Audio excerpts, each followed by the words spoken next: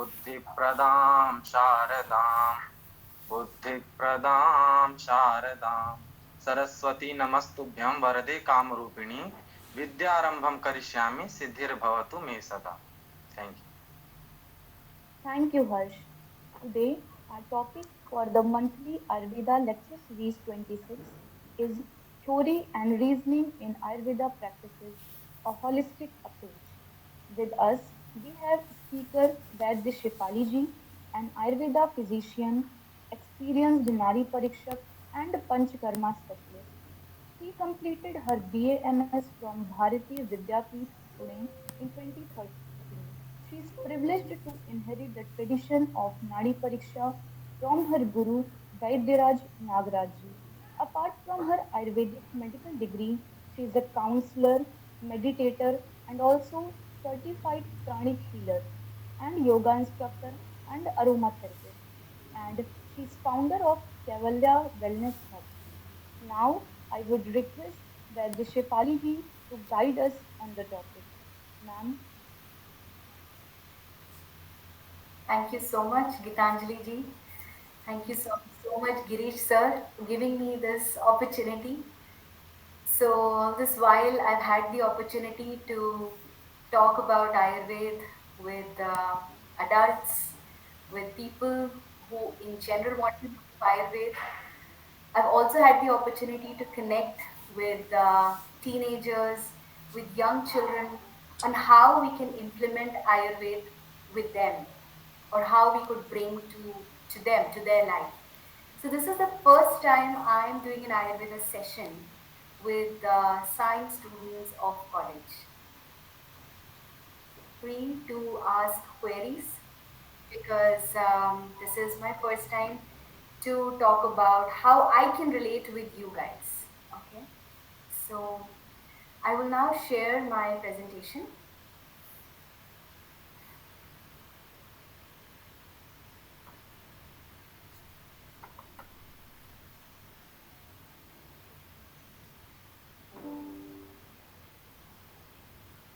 Can you see my screen? Yes, ma'am. yes, ma'am. Okay. So before we start off, I want to express my gratitude towards this entire universe, the tradition of allowing the source of real knowledge to reach us through ages and ages. And with this sense of gratitude to all my teachers and all the great scientists, I now begin my session. So this is an outline of the session. We'll first look into how is health looked according to Ayurveda, and then what are the some elements. I'll just touch upon certain elements, and then I will talk about certain case studies. Okay, and through those case studies, I would like to show you how there is a personalized way of looking at the case, and there is a way by which you we assess cases. Then I would take up the example of diabetes and immunity and how again Ayurveda is looking at it. Then how treatment happens in Ayurveda, and then a perspective of biology, which is I'm going to talk just briefly about Bruce Lipton. Okay. So what are the parameters of health? So this is how Ayurveda in general talks about the parameters of health, which is samadoshaha samagnischa samadhatuhu malakriyaha prasannatma indriya manaha swastha ityavidhiyate. So when we look at health in a human being, what are the dimensions that we are looking at? So we are looking at the dimension called as tridoshas. We're looking at the dimension known as Agni. We're looking at the dimension called as Dhatus, and then the fourth, the Malas. And along with that, the other three things that we are looking at is equanimity, or which we call as prasannata in Sanskrit, of Atma, Indriya, and Manas. And how, when there is a balance amongst all these, would one say that one is of good health? So here, when the word manas is used or manas is used, it means the mind. Okay, it is not indicative of brain. Brain is part of the body, which comes under the dhatus, the tridoshas, right? Then you have something called as the indriyas or the sense organs. And the sense organs, since they are also an input through which we get information. So that is why the indriyas also contribute to our health. And then there is Atma, wherein we say the soul. Is my soul or am I aligned with my soul purpose? Okay. So prasannata, the word prasanna doesn't mean excited. It means a state of equanimity. Okay. So when all of these aspects are in balance, that is when health is expressed in a being. That is when a person is seen healthy in his or her interactions in the society. That is when a person is seen emotionally balanced. So, in Ayurveda, the different aspects, whether it is of emotional intelligence or whether it is one's capacity of, intelligent quotient, all these factors are being considered all together to contribute to health. Out of these, I'm just going to share a little on tridoshas. Okay, so the tridoshas, which is vata, pitta, and kapha, is something that today in our society all of us have heard about it. There is something called as some prakritis, is vata prakriti, pitta prakriti, kapha prakriti. So we are aware of the word tridosha. We are aware there's something called as vata, pitta, and kapha. But what is this tridosha? So here I'm just going to tell you that through tridoshas, through the theory of tridosha, an Ayurvedic physician is able to have a macro and a micro view of that person's health. And this Tridosha theory is such that one can relate seasons, geography, day and night to it. Okay, one can connect whatever activities you are doing, whether it is in your food, whether it is in your lifestyle, that how is that influencing your tridosha? Because one is able to understand how different kinds of cooking styles has an influence on vata, pitta, or kapha. What kind of lifestyle, for example, if somebody is gymming, say, in the evening in an air conditioned place, what will be the influence on that person's tridosha?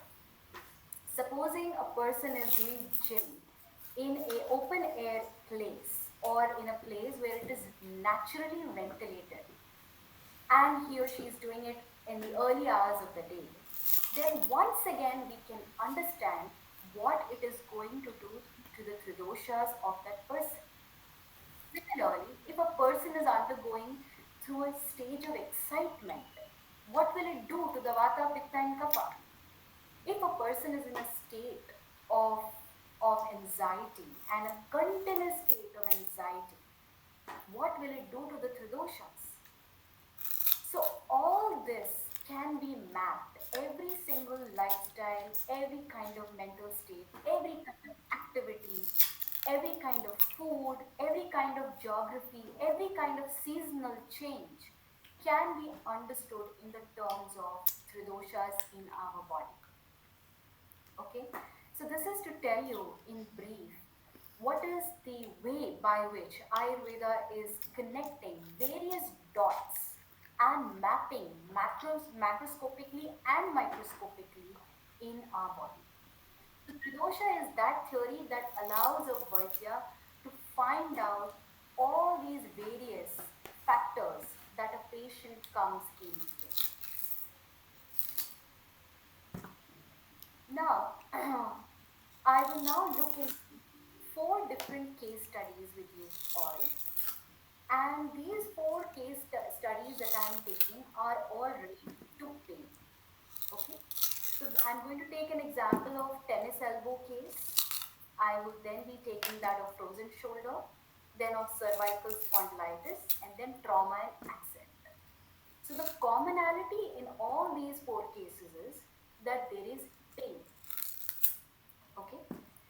So as you would have known that Sachin Tendulkar himself had suffered from tennis elbow, and he had undergone several not just treatments but also surgeries for it. Yes. If you feel you have heard of it, you know of it, please drop a message in the chat box so that I can also know that you're connected to what I'm saying. Yeah. So as we know, tennis elbow is a very severe problem which hardly gets resolved. Okay. Or else the doctor tells us now you have to just live with it. You just learn to do certain kind of exercises, and that is what will take care of you. Nothing more can be done. So, such a case had also come to me, and this is of a woman. Um, Now I will share the case with you. Yeah. Can you see my screen? Yes, ma'am. Okay. Yes, ma'am. Yeah. So, this is of a 42-year-old woman who had come to me. She was not an athlete, she was a software professional. And just to tell you that we consider several factors when we treat a patient. So I have taken a very rigorous case taking of 30 to 40 minutes, from which I am now sharing certain features which are important for us to know. That she was on antidepressant drugs for more than 3 years. She was suffering from sleeplessness since 4 years. And she had developed this pain in elbow only since the last 2 years. So of course I had asked her many other questions. But for you, what is now I'm going to share what is the approach in Ayurveda. So step one is Samprapti based on Ayurvedic theory. Samprapti means what is the pathology flow chart. So when I looked at this case and she's come with her elbow pain which is really severe, which is a tennis elbow, and the doctor has told her nothing more can be done, you please take painkillers, and that's that. Okay. So when I looked at the entire case, I concluded that she is having kapha avarodha due to the mental state and the use of drugs. Okay. So if you remember the previous slide, I talked how in Tridosha theory we are able to understand what different kind of foods or drugs do to the Tridoshas. So all the antidepressant drugs, what it does is it goes in our body and starts creating a excess imbalanced kapha in the body. And that excess imbalanced kapha in the body not just starts creating problem in the brain, but slowly it starts creating problem in the joints as well. Okay.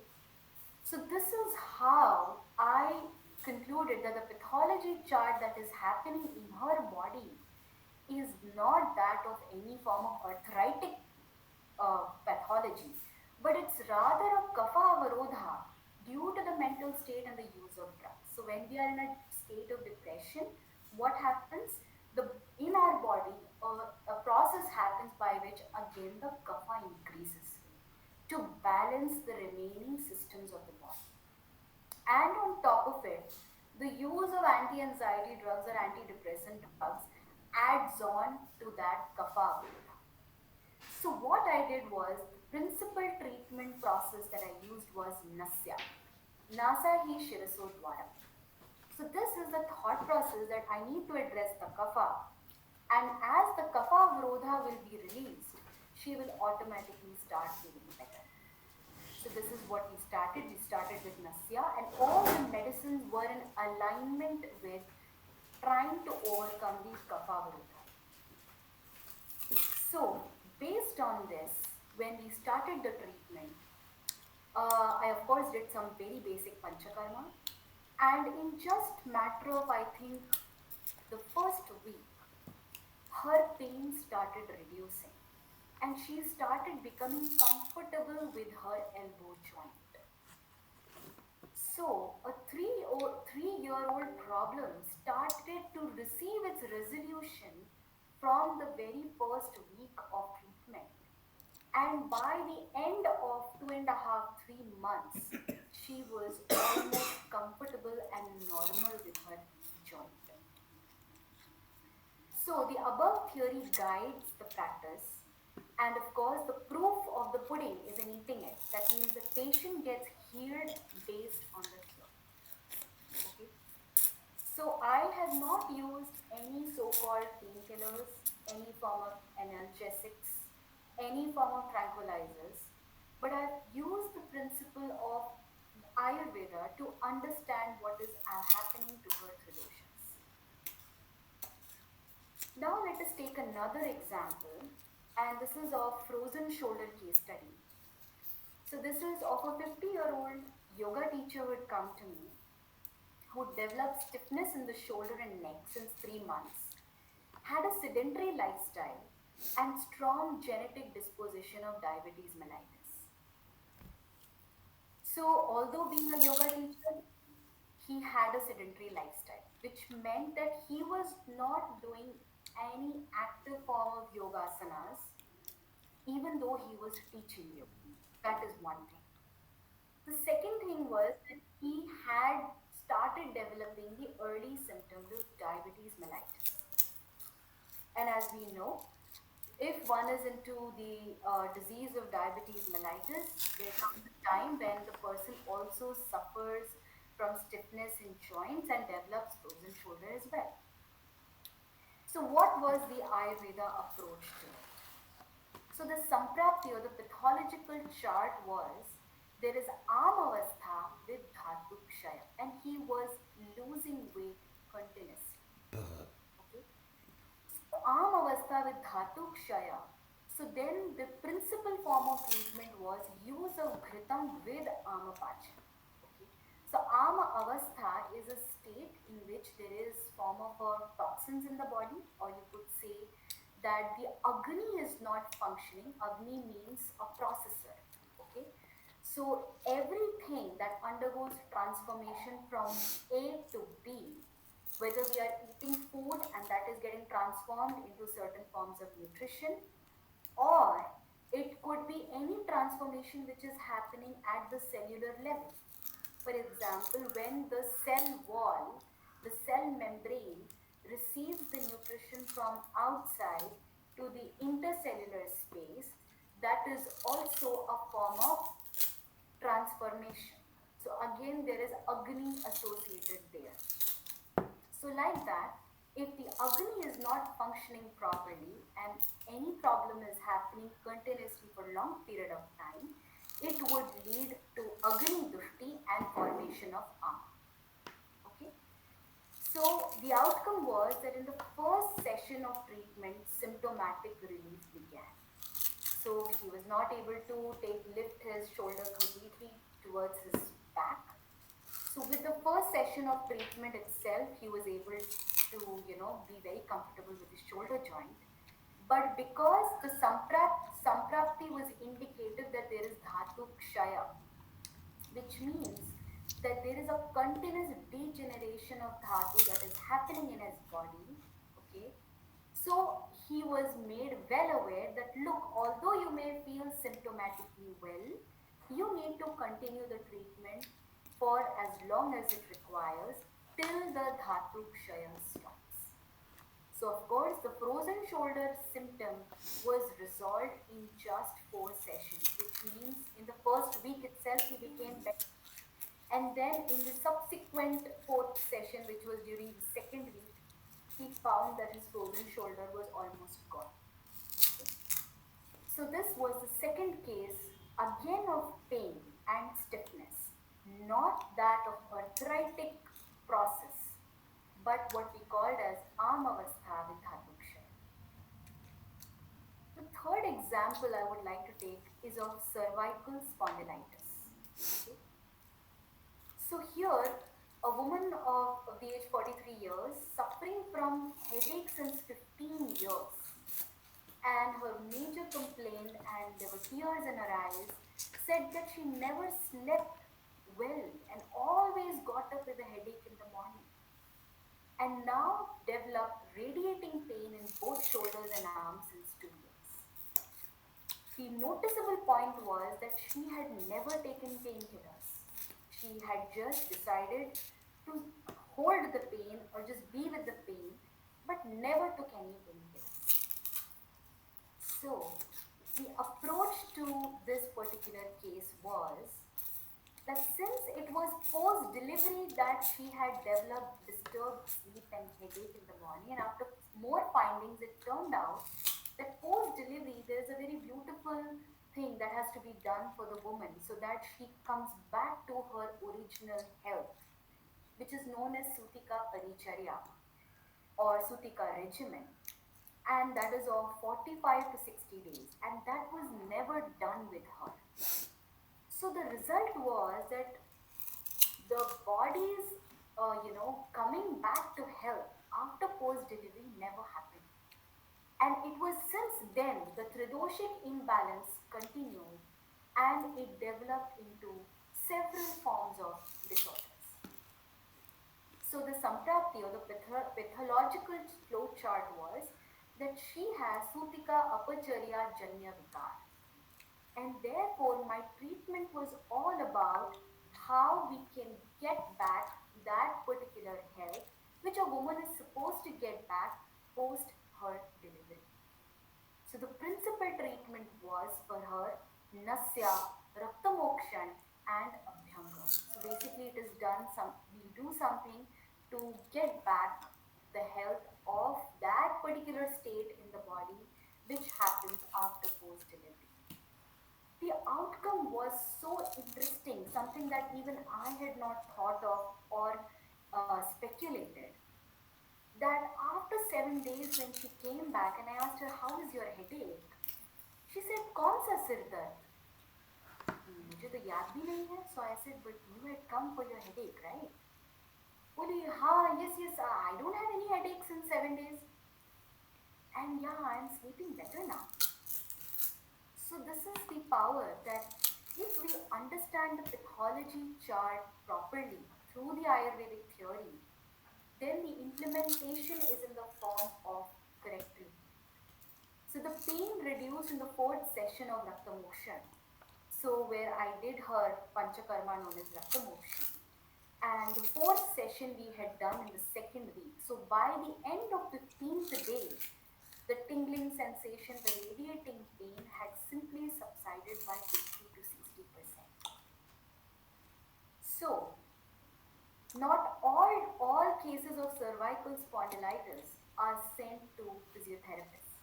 Not all cases of cervical spondylitis are simply where the disc has collapsed. And even though if a disc is collapsed, we have to go deeper that why is that particular tissue affected?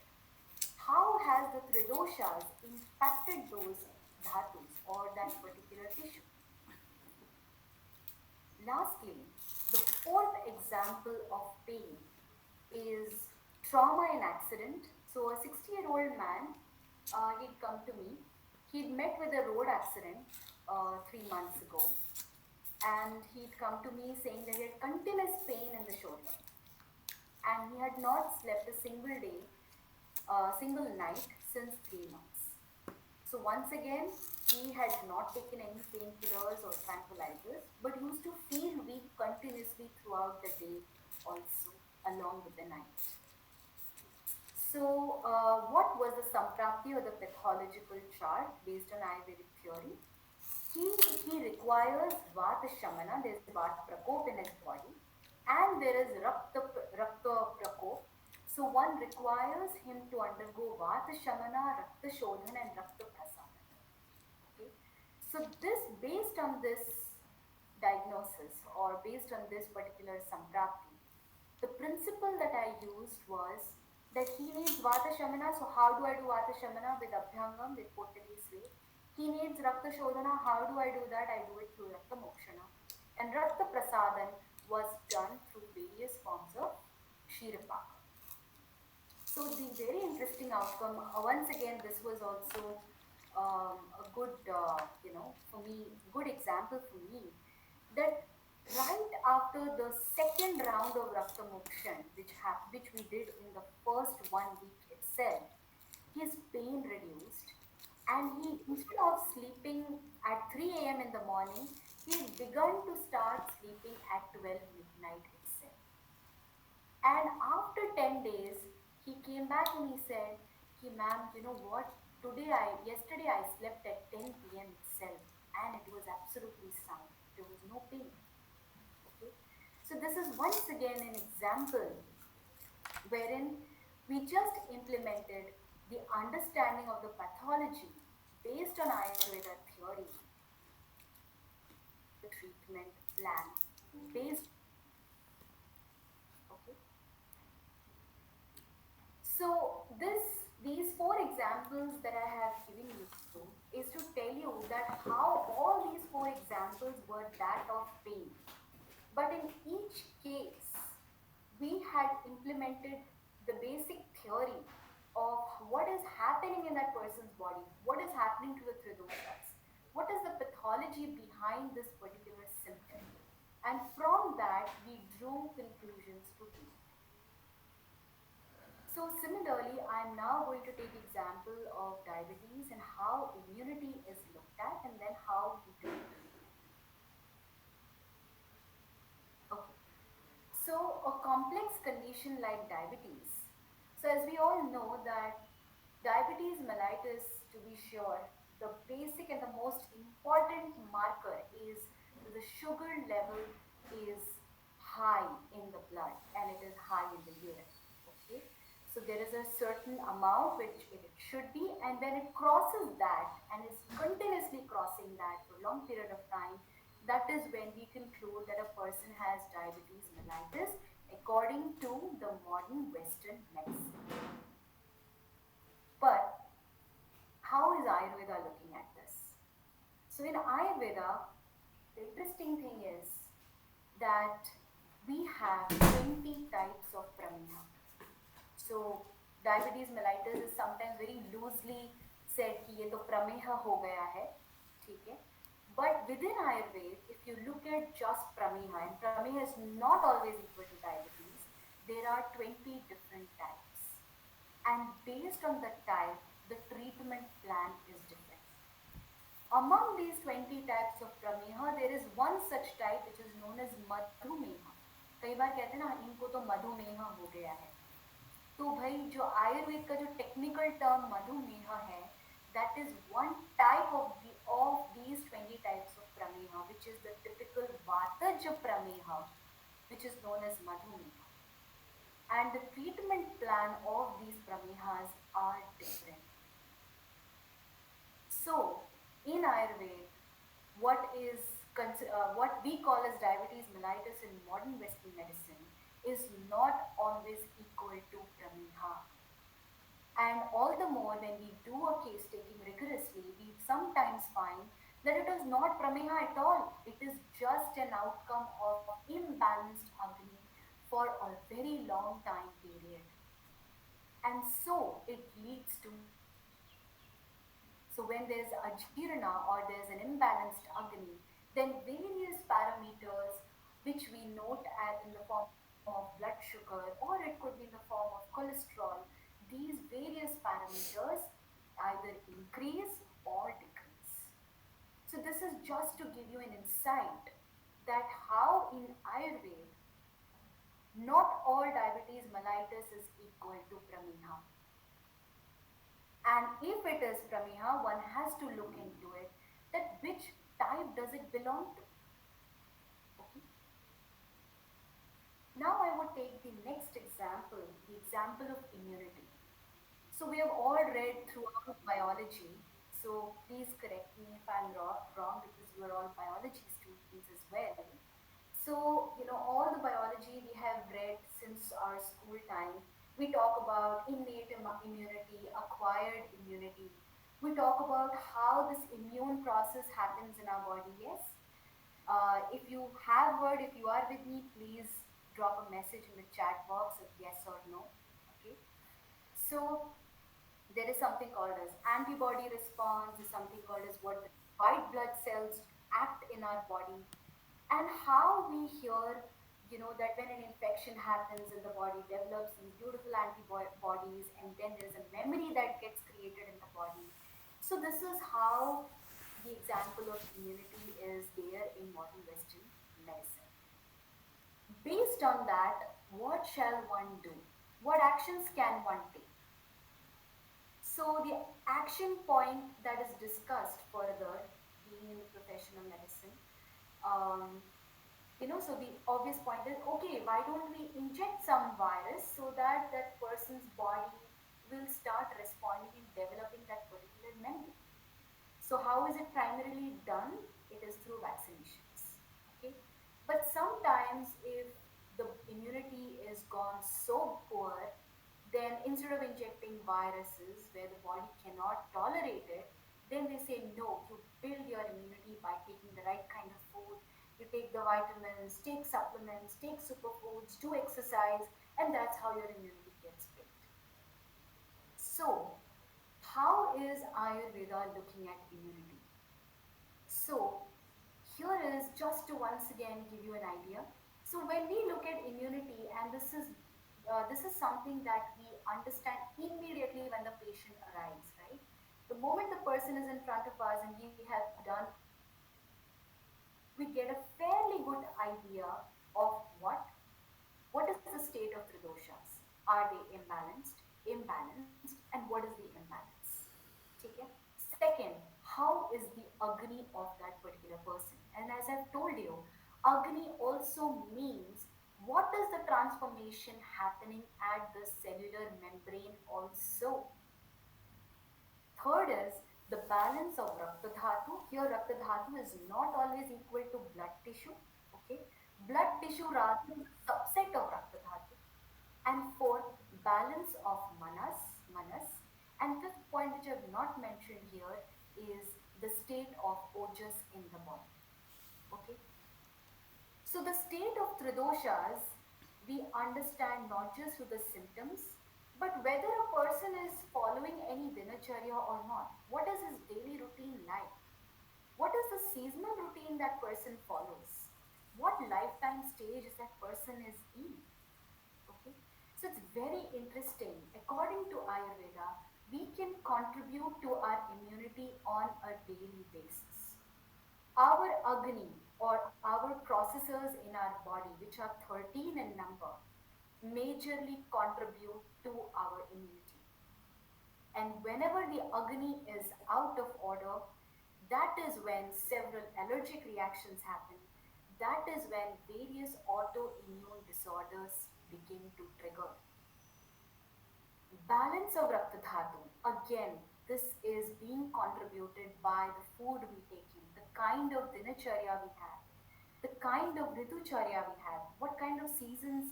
Do I have any sense of season in my body? Am I able to listen to my body? Yes. So there's a huge discussion in Ayurveda on how these things can be balanced in our body on a daily basis, which contributes to our immunity. The third aspect is Ayurveda treatment. So, based on these four case studies which I shared with you, which was on pain. So, what did I do? So, of course, I had a detailed case history which took me about 30 to 40 minutes. And after the detail of each symptom, the interesting thing is that in Ayurveda, there's a vast range of understanding of symptoms. So, supposing if I take the example of, say, loose motions, okay, or diarrhea. So, supposing in modern Western medicine, if you look into the, you look at the pathology book and you look at diarrhea as a particular symptom as well as a disease, you find what are the different shades of symptoms that are possible. So there'll be loose stools, there'll be weakness. Then they will say, yeah, you might have, it might be yellowy in color, it might be more watery, it might be like rice water. You have about 10 to 15 symptoms described under the subset of diarrhea. If you look into Ayurveda, there are easily about 40 to 50 shades of symptoms described under diarrhea. And that allows an Ayurvedic physician to categorize, is it Vataj, is it Pittaj, is it Kapach, which dhatu is it related to, what is the age group that person is in, is it related to fever, when did that person have fever, okay, Has the fever appeared before and after? So, such a wide range of symptoms have been already mentioned that through these various permutations and combinations, one can make sense of every disease, every new disease that is discovered today. Okay, so based on such wide range of symptoms, we are able to understand tridoshas, the state of malas, the state of dhatus or what we call as tissues, agni or the transforming processes. Detailed understanding of one's diet and lifestyle. So when I ask my patients a very detailed understanding of what they do from the early part of the day to the end of their night and how's their lifestyle, it gives us a picture of what is happening to their vata pitta kapha on a daily basis. Okay, so once again, it gives me idea about tridoshas, malas, dhatus, agni, and srotas. Based on the physical examination and the various investigation reports that we get, we once again get an idea of the state of tridoshas and the malas, dhatu, agni, and srotas. Understanding the mental state, and this is really, really important because if you remember the very, the parameters of health in which the three metaphysical parts are Atma, Indriya, and Manas. So, understanding the mental state, or what does that person do when he or she is in his free time? Free time में हम क्या कर रहे हैं video game खेल रहे हैं हम गाना गा रहे हैं what are we doing that gives us a very good picture of how is that person feeling mentally or how he or she learns to release the somatic discharge from the body. Diagnosis on relative strength. So, based on all these things, we get a fairly good picture, macroscopic and microscopic, on the relative strength of tridoshas, the strength of the disease, the agni, srotas, and the dhatu. And based on that, then we have a rigorous understanding of treatment, whether it is apatarpan or santarpan chikitsa that we need to do, whether it is shodhana chikitsa or shaman chikitsa that we need to do. So, based on that, further steps are then decided. So, in short, the point being that there is a science behind the practice, and it's not just some random thing that's happening. There is a logical reasoning that is implemented for each cause and effect. And the patient is same, the symptoms are same, but the approach is different. Okay. And this logic, the reasoning that we do is completely based on the Ayurveda science and it is based on Nyaya Vaisheshik theory. Similarly, is an example of how do I take care of myself on a daily basis. So today many of you would have heard how do you take care of yourself? अच्छा खाना खाओ, protein rich खाना खाना भाई. क्या बोलेंगे दूसरी बार exercise करना बहुत जरूरी है somebody is putting on weight उसको बोलेंगे कीटो डाइट करना भाई ठीक है एंड माइंड में क्या चल रहा है वो तो भाई तुम्हारी प्रॉब्लम है कुछ भी करो and everything is all about quantity so you are checking how many steps you have taken what is the calorie in your food okay this is how a modern day self care looks like. Now, how is Ayurveda looking at the self-care? So it is based on season, profession, geography. Where is that person located? Will it be same for everybody? No. If somebody is sitting in Europe, it will be different. Somebody sitting in India, it's going to be different. Somebody is sitting in, say, Africa, it's going to be even more different. Okay. So, how do you cook your food? What is your method of food? Which season are you into? It will be different. So, exercise would be according to season, according to your prakriti, according to your mental state. So, of course, there is something called as eating local food, seasonal food, and eating right combinations of food. Then, what kind of mental state you have? Because it is finally your mind, it is finally your atma, it is your state. How grounded am I in my own self? Okay, and that decides so many things to the extent that supposing I'm not okay within me and I'm going to sit down and eat my food, So there's a very strong recommendation I did. Look, if you're feeling so sad, so angry, then better you don't eat food right now. Just take some time, relax yourself, be balanced, and then eat your food. Why do they say this? Is because the manas has an impact on the tridoshas. It has an impact on my agni. And if my agni is not going to be balanced, then will my food get digested? It won't. Okay. So in Ayurveda, along with quantity, there's a huge importance given to the quality of being. So this is also a very sharp difference on how, from theory we come to practice. So how there is an Ayurveda biology behind these various practices. And now I would also want to talk about Bruce Lipton. I had heard about his work, I think almost 10 years ago, 12 years ago. And his work is really, really interesting. I would recommend all of you to have, to read, to see his YouTubes. Have any of you heard about him? Yes or no? Please drop a message in the chat box. Bruce Lipton. So he is the man who has primarily said your genetics don't define you. Your genetics is not going to decide whether you're going to have a disease or not. Rather, it is the epigenetics, which he defines as the phenotype. How is the gene getting expressed? The phenotype. And he says the phenotype is in your hand because it is based on the environment. The phenotypic expression will either happen or not happen. So even if you have a recessive gene of, say, diabetes, it may not express at all just because you might have implemented certain practices in your life, be it in your lifestyle, be it in your diet, be it in your mental state, that it does not allow that gene to express. So, guys, I would recommend all of you to look into this. Have you guys heard of him? Yes or no? No, ma'am. No, man. Okay. Yes. So I think it's worth going into this because he has really revolutionized the way modern biologists would generally think. So his work is simply remarkable, and many people are now looking into what he is basically saying. Okay. So with this, I would now come to closure of it.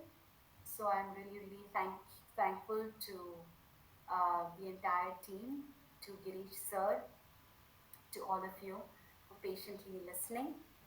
And if there is any question or anything that you would like to ask, yeah.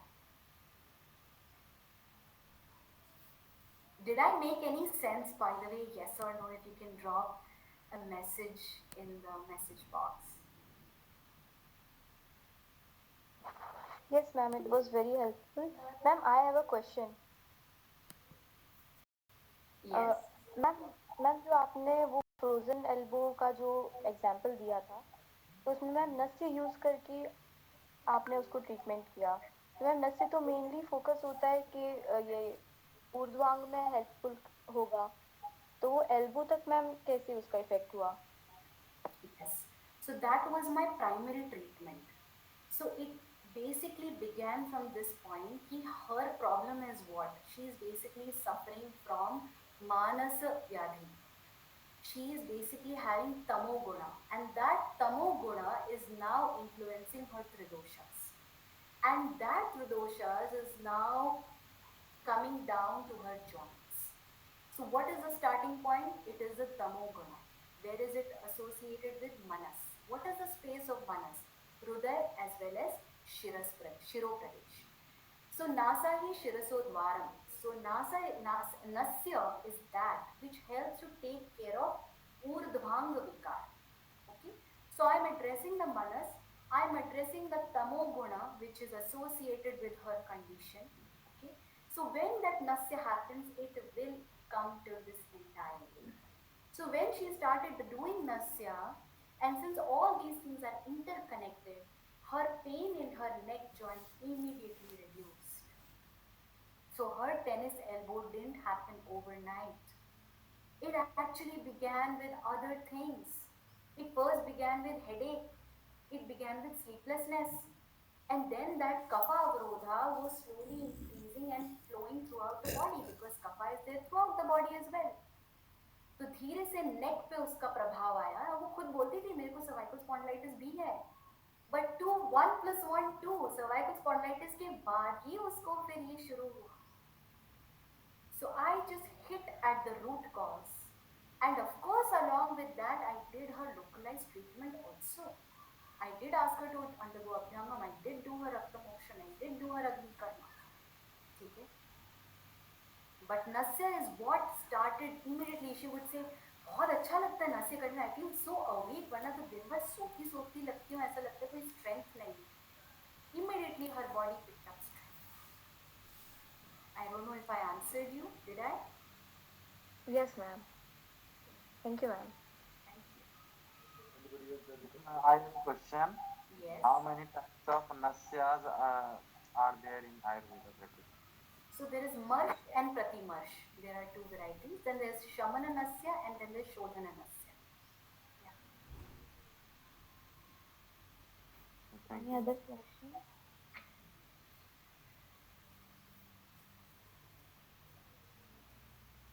I think now we are clear with so much So can I repetition. ask you guys one question? Yes, Yeah. So ma'am. Sure, I, ma'am. yeah, I want to know, do you guys read any Tarka Sangraha? Do you guys read any Nyaya Vaisheshik? No? No ma'am, पदार्थ विज्ञान पढ़ते वक्त हमें थोड़ा बहुत philosophy का उसमें दर्शन का देखा था, उसके अलावा नहीं. Do you read about Vinshati Gunas? Yes, ma'am. We Vinshati Guna Pashchim. Okay. Do you कोई आपको बताता है ये विंशति गुण आपके डेली रूटीन में कैसे जुड़ता है? Yes ma'am. अभी हम लोग प्रकृति विज्ञान पढ़ रहे हैं तो उसमें हम लोगों ने ये देखा कि कैसे ये गुण इन्फ्लुएंस करते हैं वेरियस एक्टिविटीज को. फॉर एग्जाम्पल, अगर कोई व्यक्ति रात भर जागता है तो कोई आप में से बता सकता है कि उसके कौन से गुण बढ़ जाएंगे बॉडी में या माइंड में? कफ का शमन हो जाएगा मैम रात्रि जागरण से. नहीं, गुण की बात हो रही है. चल गुण बढ़ेगा कि स्थिर गुण बढ़ेगा, शैथिल्य बढ़ेगा, क्या बढ़ेगा? सो एक्चुअली क्या है, ये जो विंशति गुण है ये बहुत ही इंटरेस्टिंग है. और इसको अगर आप अपने डेली रूटीन में जितना देखोगे, जैसे मैंने आइसक्रीम खाया तो कौन से गुण बढ़ेंगे मेरे बॉडी में, मैंने पनीर खाया तो क्या होगा, अगर मैं गुस्सा होकर किसी से बात करी तो मेरे कौन से गुण बढ़ने वाले हैं मन में व शरीर में दोनों में. ठीक है. तीक्ष्ण गुण बढ़ जाएगा, चल गुण बढ़ जाएगा, क्या होगा. ये चीज जितना आप लोग डायनेमिकली कर पाएंगे at the level of logic, उतना ही आगे चल के आपको आयुर्वेद मेक सेंस करने वाला है. ठीक है. Because this Yes. Is where the foundation is. अगर ये विंशति गुण नहीं, एंड विंशति गुण को आप हर जगह इंप्लीमेंट कर सकते हो. कोई बंदा दिन भर मोबाइल यूज करता है तो उसके लाइफ में क्या चेंजेस होने वाले हैं, सिर्फ अप्लाइंग विंशति गुण. ठीक है. कोई Yes, व्यक्ति का ma'am. अगर बहुत डिप्रेस स्टेट में है, उसको लगता है आई एम सो यूजलेस, ठीक है, तो उसके कौन से विंशति गुण बढ़ने वाले हैं, कौन से मानस गुण बढ़ने वाले हैं, घटने वाले हैं, उससे क्या इम्प्लीमेंटेशन होगा. तो ये पूरा ना ये लॉजिक ट्री क्रिएट होता है. और ये लॉजिक ट्री जितना आपको पकड़ने आएगा उतना आपको मजा आएगा अपने लाइफ में. जो करंट बायोलॉजी है या जो ब्रूस लिप्टन वाली बायोलॉजी है खासतौर से, उससे रिलेट कर पाने का.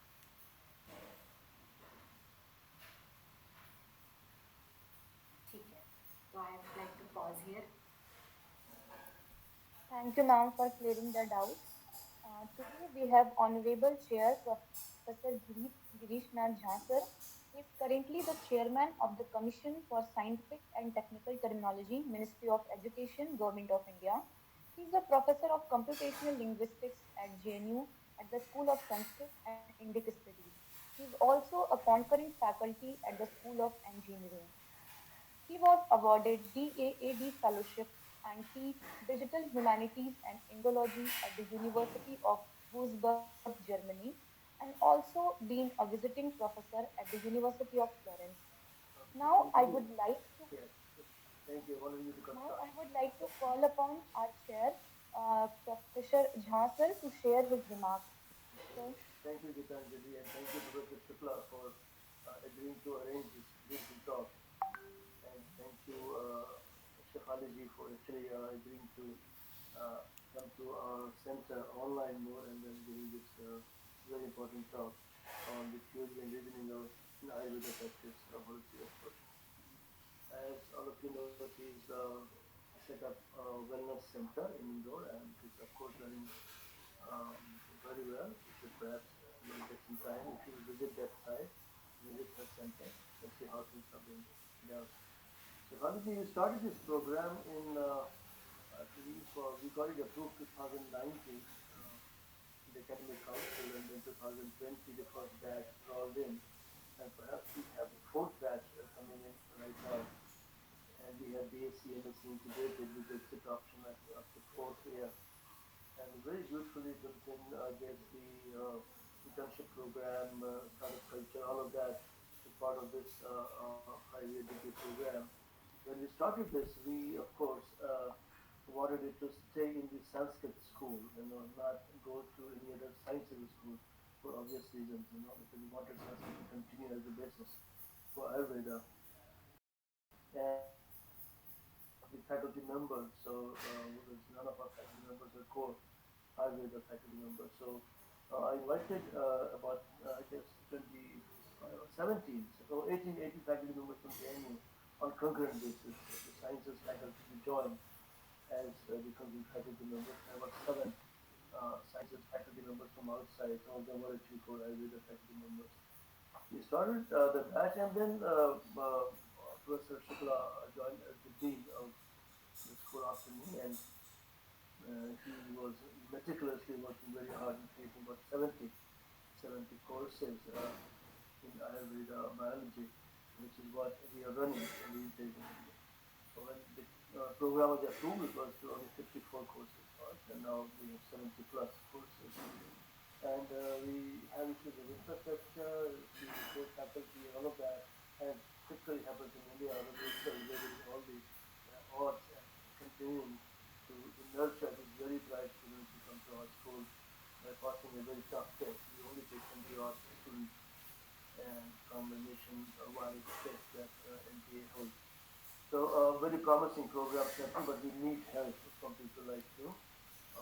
And we can also perhaps send some of the students as interns to your center if you want to accept some students. We can also have that agreement with your wellness center.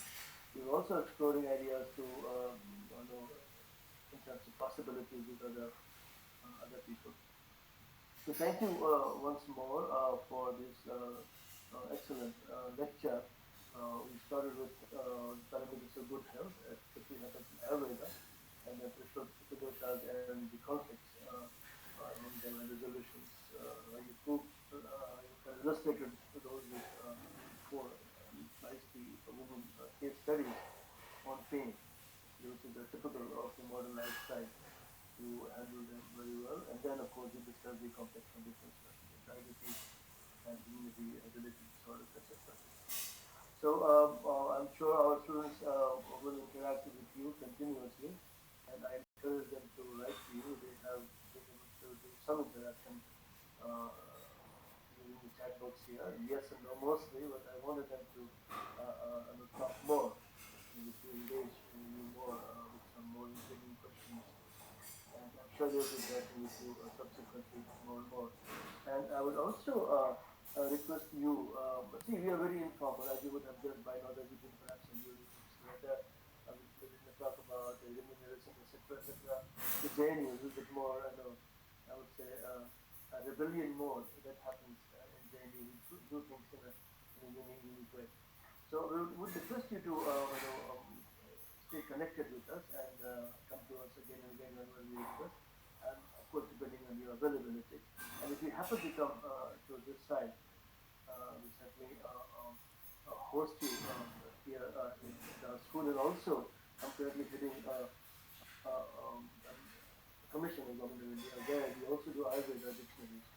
So our Ayurveda dictionary is about 21,000 words dictionary, and we have an Ayurveda doctor, Dr. Kinchan Behera, in our role. He is responsible for working on Ayurveda dictionary. Will be updating our dictionaries, and perhaps also come up with a paribhasha course, a definitional dictionary of Ayurveda to help students like these, whenever they run into problem about a concept, they can refer to our dictionary and resolve the issue. So we'll be certainly looking forward to you for more help, both from my current organization and the NU where I am currently on deputation to Government of India. So thank you so much once again, and thanks to all the people who joined, this beautiful talk. And thank you so much once again. Gitanjali, you have to conclude. Yes, One sir. minute. Thank you, sir. Now I invite my senior Devika for the vote of thanks. Namaste. Thank you, Gitanjali, for inviting me for the vote of thanks. First and foremost, I would like to thank Vaidya Shefali ma'am. Thank you, ma'am, for this really wonderful session and taking out your time for us. The case study made it more interesting for all of us. And today we got to know a lot more about the theory and reasoning in Ayurveda practice through a holistic approach. So thank you very much, ma'am. Then I would like to thank our chair, uh, Professor Girish Nath sir. Thank you so much, sir, for taking out the time for us. Thank you so much. Next, I would like to thank our course coordinator, Shukla sir. Thank you, sir, for um, making us listen, organizing all these interesting lectures throughout the course. And last but not the least, I'd like to thank our Dean, Professor Sudhir sir. And I would like to thank Gitanjali for moderating this wonderful session. Then I thank all of you for listening and taking out your time for this session. Thank you all. Namaste.